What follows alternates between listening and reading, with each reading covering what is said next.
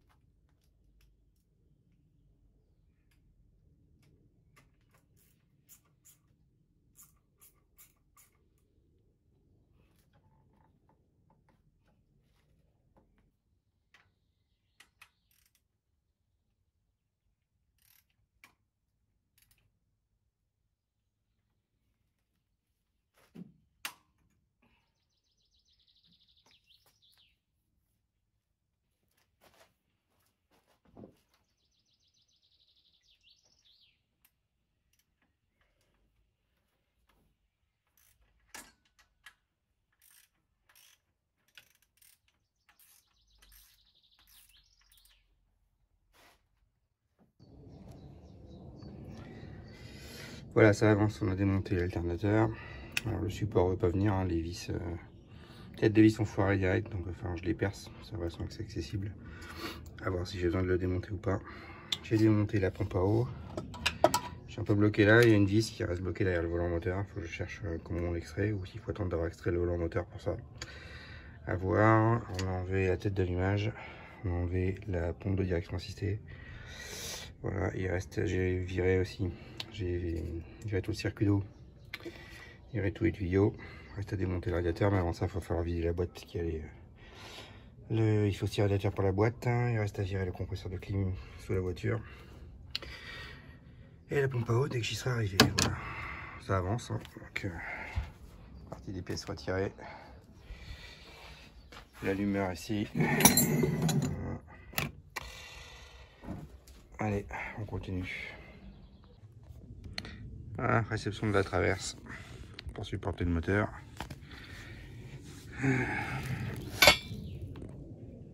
On va baller ça, fixer ça au-dessus du moteur et on va regarder comment est-ce qu'on peut soulever ce moteur.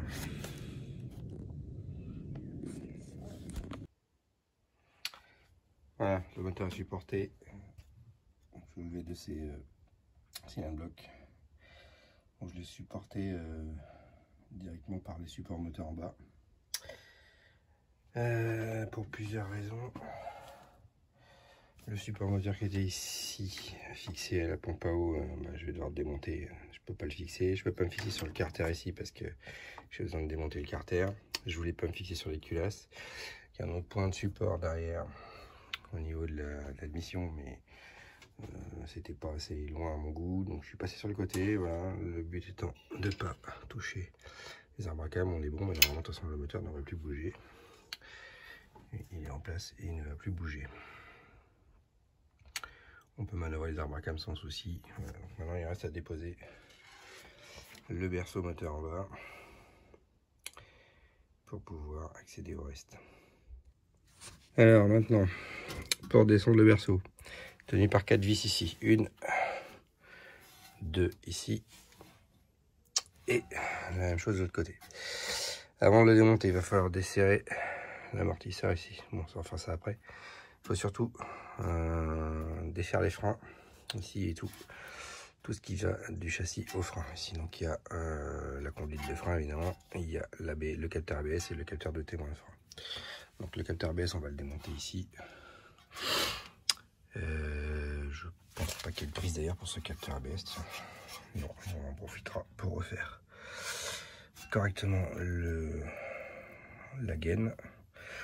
On va démonter l'étrier ici, on va tout suspendre au châssis. Il faudra aussi démonter la rotule ici pour libérer la direction. Bon, ça, les rotules, je les avais changées. Les barres de direction avaient été changées, donc il n'y a pas de souci. Ça devrait venir correctement. Ensuite, il faudra démonter ici la fixation de la barre stabilisatrice. Alors, je crois que c'est les seuls cylindres blocs que j'ai pas acheté encore. Je vérifie, je crois que j'ai acheté ceux-là, mais peut-être pas ceux-là. Donc, normalement, j'ai acheté à changer en termes de cylindre bloc. Ça, barre stable. La partie berceau, les 4 du berceau ici, c'était principalement ce que je voulais changer.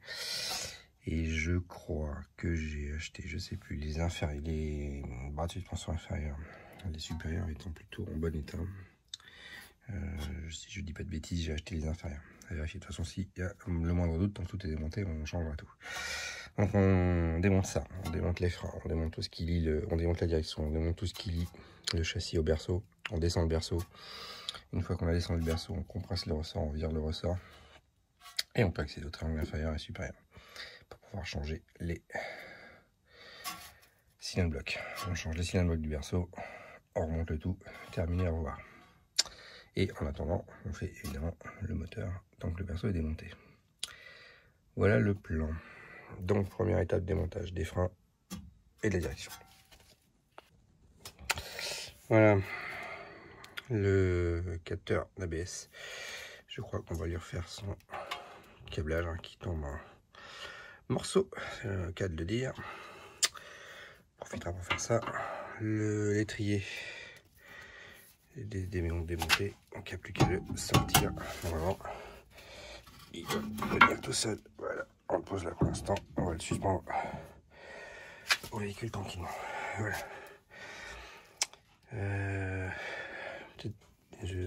On va laisser je pense le disque, on verra si besoin ou pas de l'enlever. Donc il reste la direction ici. Et ça, il faut le prendre au châssis. En attendant. Bon, tentative de démontage du bras de liaison entre la barre stable et le triangle endroit. De l'autre côté, j'ai bien réussi à le démonter, mais là, quand on voit un premier tour de clé, l'axe était pas en grande forme. Il avait déjà bien mangé. Donc, premier tour de clé, tout a cassé. Voilà, donc il faudra changer l'axe ici. Bon, j'ai pas eu de changer les ceiling blocks, mais il faudra changer l'axe aussi. Ben, moi, c'est vite démonté. Là, de ce côté-là, j'ai réussi à démonter l'axe, il n'est pas trop abîmé, donc il n'y a pas de souci particulier. Vérifier là quand même, mais ça a l'air d'aller. Et donc, démontage de la barre stable, il faut démonter les deux vis ici pour retirer la barre stable de côté.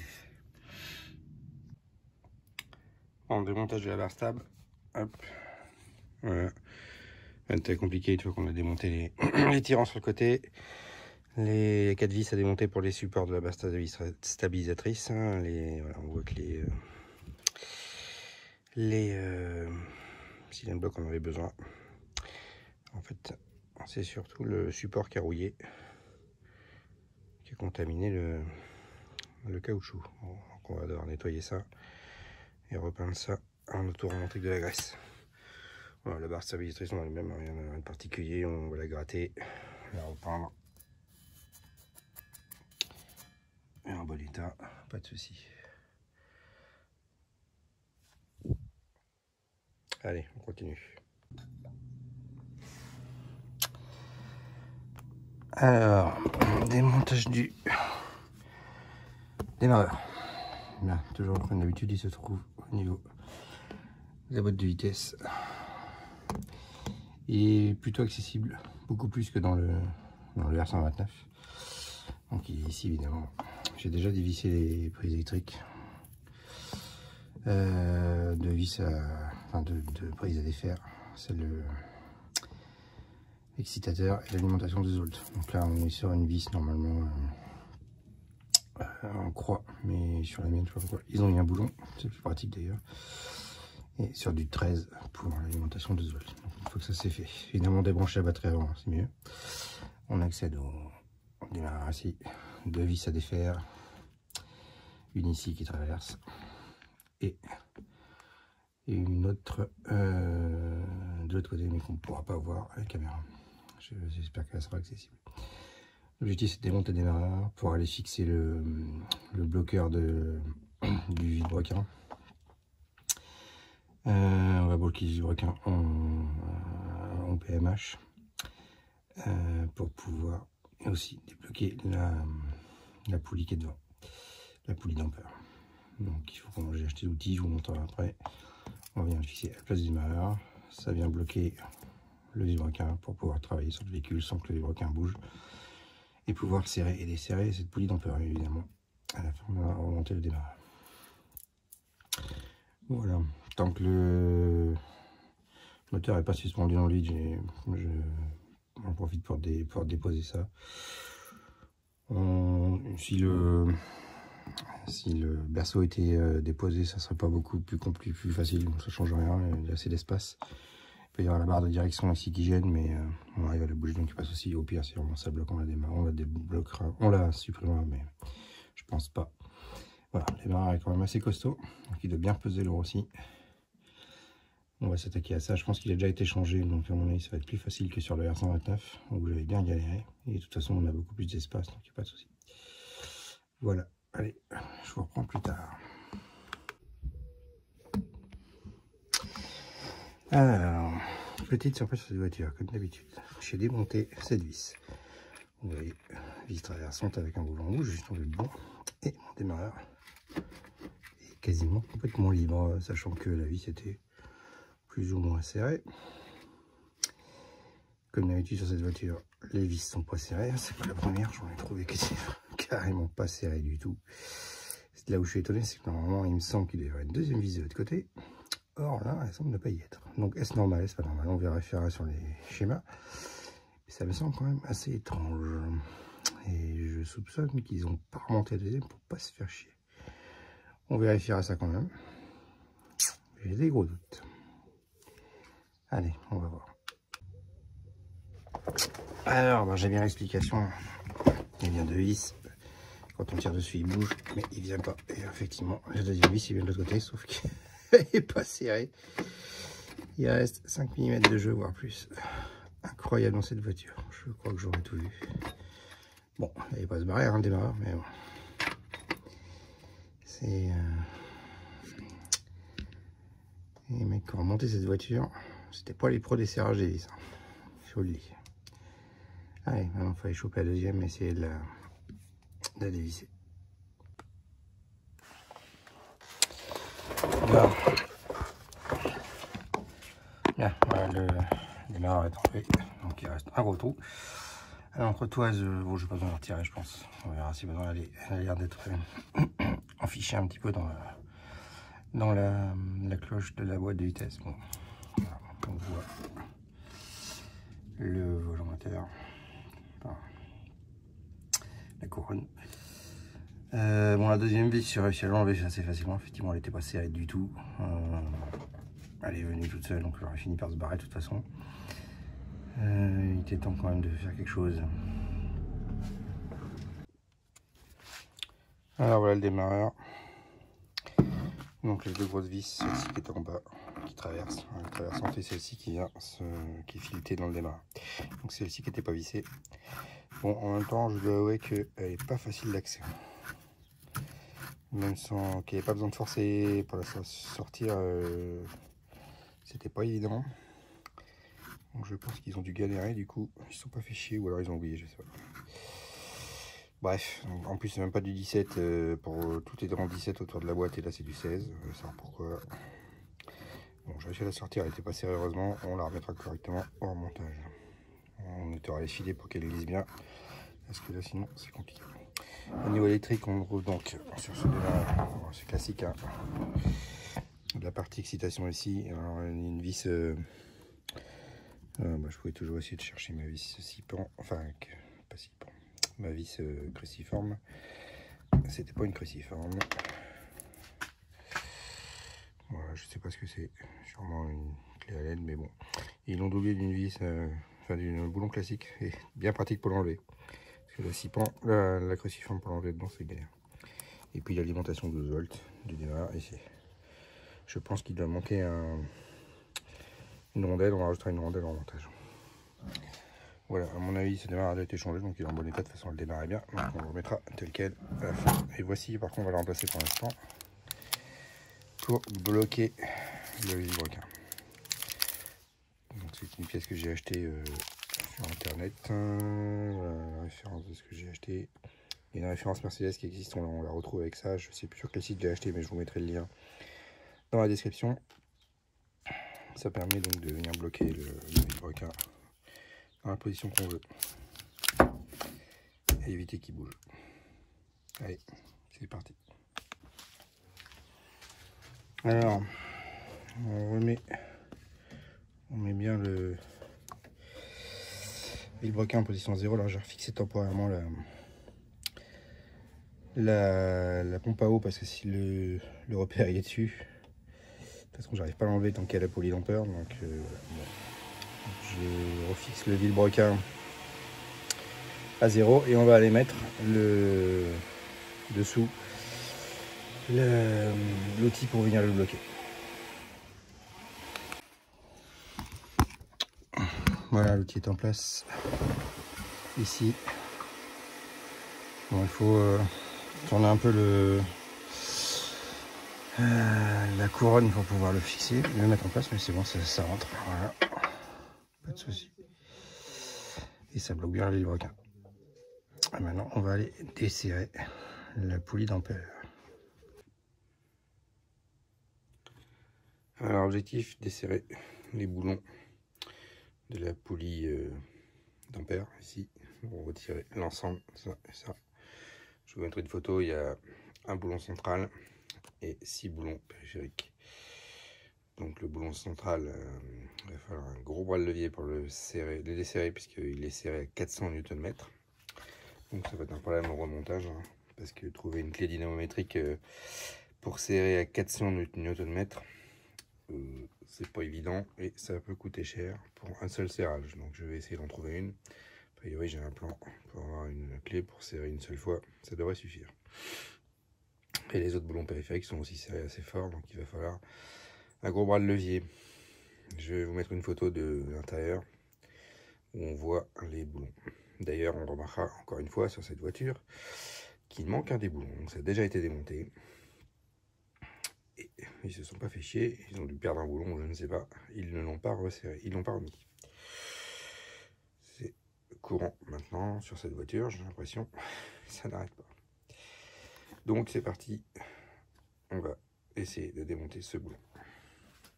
Alors pour faire ça, il nous faut une douille de 27, une rallonge pour aller au fond, et une barre assez longue déjà, on est sur un bon 50 cm.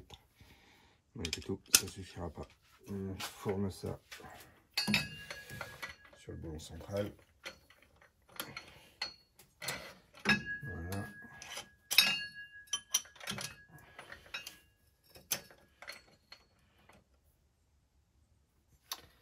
Et il va nous falloir une rallonge. Il faudra avoir un bras de levier d'au moins, si je casse rien, d'au moins 1 mètre. Voilà. Donc là, on est déjà sur de la bonne rallonge. On va mettre de desserrer ce boulon. Et c'est parti. Voilà. Alors bon, j'avoue que j'avais déjà desserré avant, hors caméra. Donc là, c'est effectivement beaucoup plus facile. Il a fallu forcer. Sans la rallonge, je n'y arrivais pas. Il m'a fallu mettre le tube de rallonge pour atteindre dépasser le mètre pour pouvoir desserrer ce boulon. Voilà. Il me reste les autres affaires que j'ai pas fait encore. Donc pour celui-ci, c'est réglé. Il va falloir desserrer les autres aussi. Alors une fois qu'on a fait le premier desserrage, après on peut reprendre la clé à cliquer classique. Vous voyez cette clé là ici suffisait pas. J'arrivais pas à le dévisser. J'étais obligé de mettre la rallonge d'1 mètre pour pouvoir desserrer. Voilà. Ça, celui-là il est serré. Maintenant il faut desserrer les autres. On va retirer le boulon central d'abord pour se faire un peu de place pour pouvoir accéder aux autres.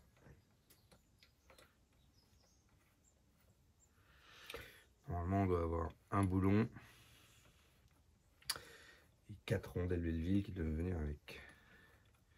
Donc ce boulon est directement vissé sur le vilebrequin, d'où le serrage plutôt costaud de 400 Nm.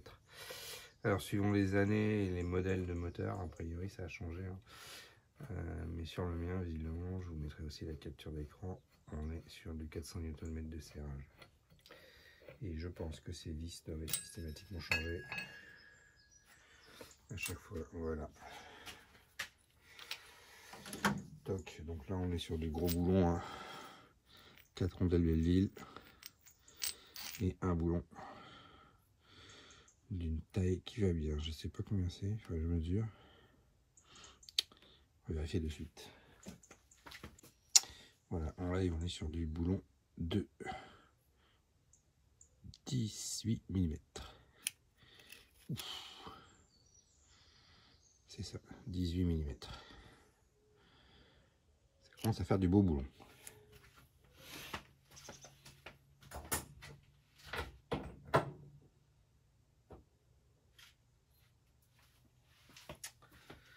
Alors maintenant,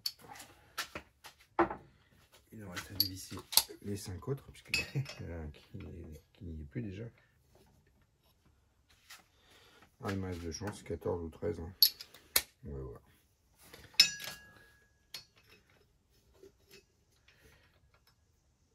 Ah, le 14 ça passe, mais il y a du jeu. Voyons, est-ce que le 13 passe?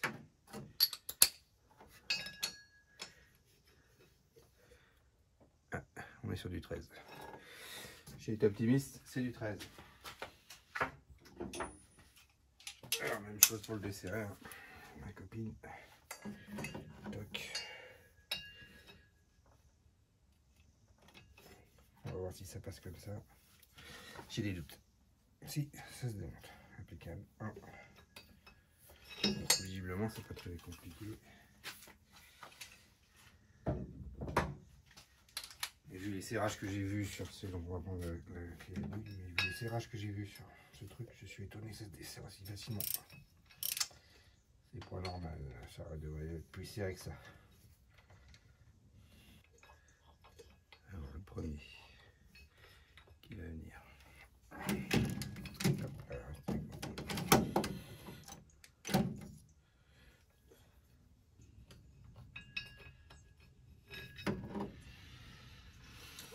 Voilà le premier, donc ils sont plus petits que ce que je pensais. Effectivement, c'est bien du 13 hein, sur des boulons classiques avec une rondelle. Je pense que par contre ils étaient pas serrés au cou qu'ils devraient. Donc normalement on doit en avoir 6. Évidemment dans ma voiture, vous avez vu la photo, il n'y en a que 5. Je sais pas, le mécano devait être fatigué, il n'avait pas envie de resserrer le 5 de 6ème. Je n'en sais rien. Cette voiture, c'est assez rigolo. Comme vous avez pu le voir pour le démarreur, je trouve des vis pas serrées. Des vis manquantes. Bon. On va mettre tout ça d'équerre, mais... Et victoire. Voilà la poulie. La dernière vis. Toujours sans rondelle. Et la poulie. Hop, qu'est-ce que c'est? Ah bah il y a les rondelles qui arrivent, qui restent accrochées. Donc, il y a des rondelles qui étaient restées au fond. Okay. La fameuse poulie qu'on veut. Qu'est-ce que c'est qui se balade au fond? Bon, bref, la poulie qu'on veut enlever pour accéder à la suite. Alors, poulie qui est équilibrée. Je vous mettrai les captures d'écran. De ce que j'ai pu voir, normalement on a une vis là-dedans qui est décalée pour permettre de la remettre toujours au même endroit. De toute façon, si on ne se trompe pas lors du remontage, vous voyez, elle est équilibrée. Ici, ok. Et donc normalement elle se remonte à l'identique sur le vilebrequin. Et il y a une des vis, et je suppose que c'est pour ça qu'il n'y en a que 5 et pas 6, qui se remonte, enfin qui est décalée par rapport aux autres. Alors je vérifie laquelle. Je sais pas, oui, il y a un trait ici.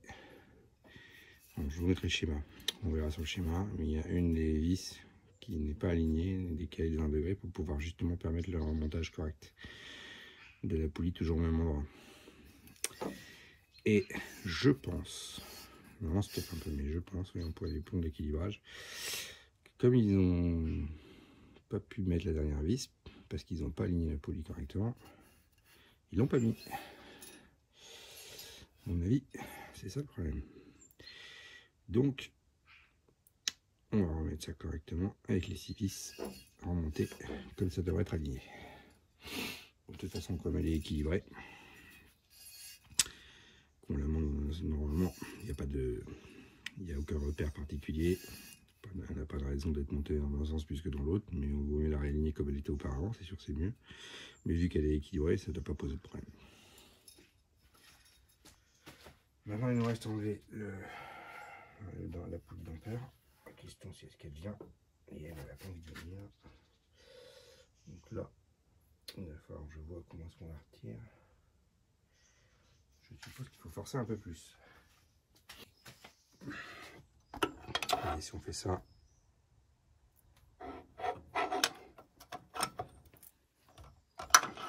tout à l'heure elle bougeait en tout cas.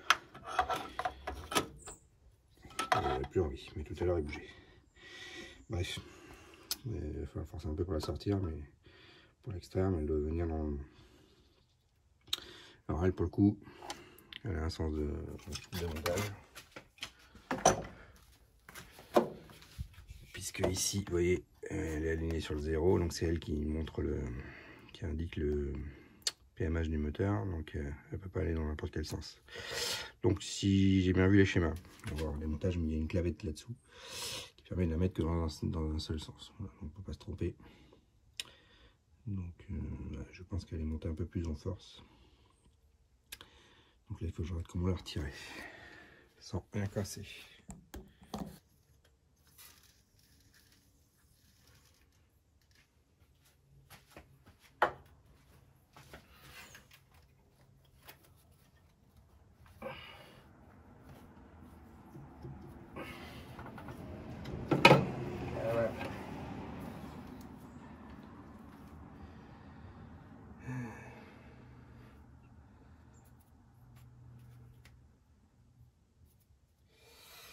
l'heure, je disais des conneries. Hein. Elle n'est pas du tout clavetée. Donc elle doit se monter. Pareil, comme tout à l'heure, avec la vis qui est décalée, je pense. Je vérifierai ça. Et on ne doit pas pouvoir l'aligner autrement que par les vis décalées.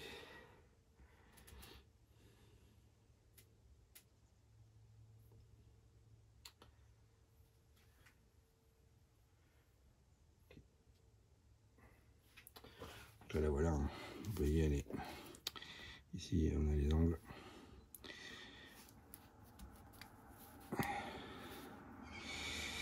Si je ne dis pas de bêtises, ça doit être pour le capteur PMH. À vérifier. Et vous voyez, qu'il y avait bien une vis qui n'était pas serrée, d'où la merde qu'elle est dedans. Donc je sais pas. Enfin, je vérifie l'alignement après.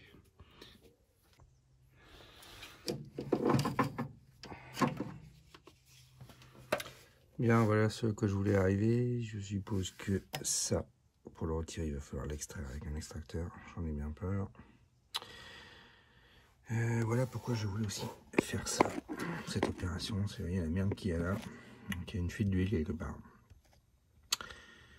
J'ai supposé depuis le début que c'était le joint ici. Alors, on ne le voit pas bien. Ici, vous le verrez mieux.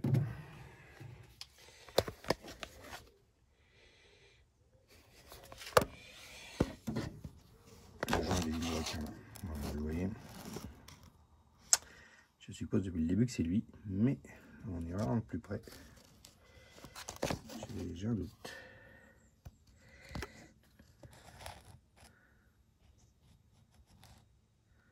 Quoique, la question se pose. Il a été changé.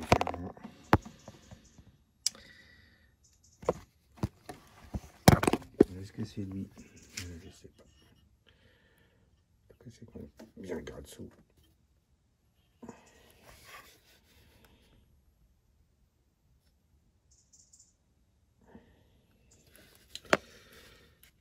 Et ça va quand même de couler, de venir d'ici quand même. Je ne sais pas ce que vous en pensez, mais il y a quand même une sacrée merde. Donc déjà, on va commencer par nettoyer tout ça. Donc, je pense qu'ici, il y a quand même une fuite sur le joint du carter d'huile. Clairement une fuite qui vient plus haut. Alors, vous voyez, ça fuit depuis ici aussi. Mais je pense pas que ce soit ça qui génère quand même tout ce bordel. Ça fuit clairement ici, je sais pas d'où. Ça vient pisser jusque là, donc là on est au-dessus du carter, on est au-dessus quand même du joint du requin, donc quelque chose qui fuit ici.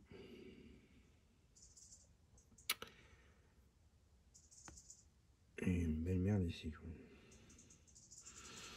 Et j'ai toujours pensé que c'était le joint du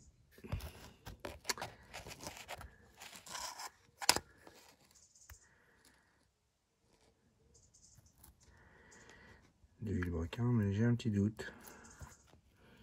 La question se pose quand même. Je regarde mon truc, je vois pas ce que je filme. On verra ça tout à l'heure, je verrai ça avec vous. Est-ce que dessous ça coule ou pas? Je sais pas, je vois pas trop ce que je filme là. On verra.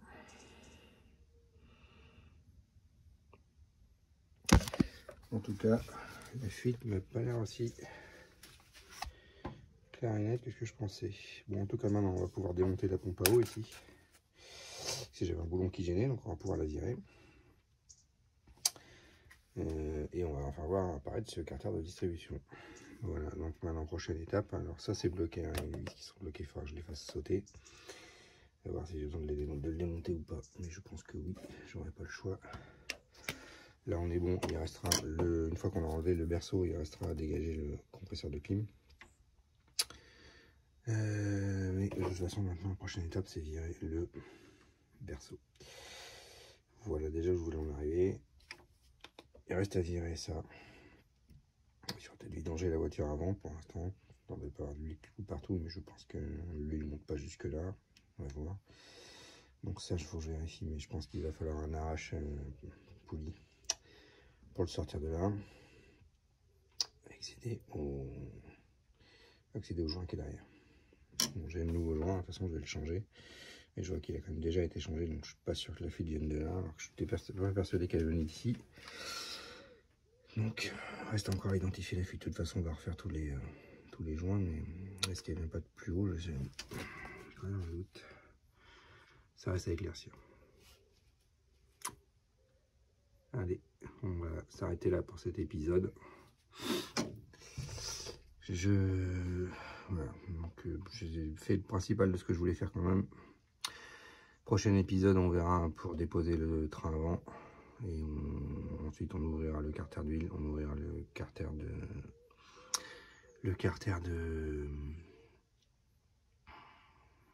distribution et on constatera les dégâts. À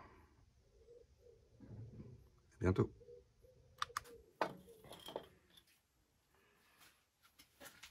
Bon, j'avais dit qu'on s'arrêtait là, mais je vais quand même démonter la pompe à eau. Donc j'y suis. Bon, un peu de rouille. Ça fonctionnait bien avant, donc on la changera quand même avec son joint. Visiblement c'est une pompe d'origine Mercedes, hein. Il semblerait. Malgré tout, je pense que ouais, parce qu'elle est d'origine, je sais pas dire. En tout cas, de toute façon, on va la changer, histoire de ne pas être obligé de revenir dessus. Voyons. Ouais, 0411. Donc il semblerait qu'elle ait quand même été changée en 2011. Bon, on la changera quand même. Ça mange pas de pain et ça c'est pas la peine de revenir derrière. De toute façon, en plus on a cassé une vis dedans ici. Donc voilà. Donc, il y a un peu de rouille dessus. Bon. On aurait pu se contenter de pas la changer, mais quitte à intervenir à ce niveau-là, autant tout mettre en neuf. Voilà, ce coup-ci, j'arrête l'épisode là. À bientôt.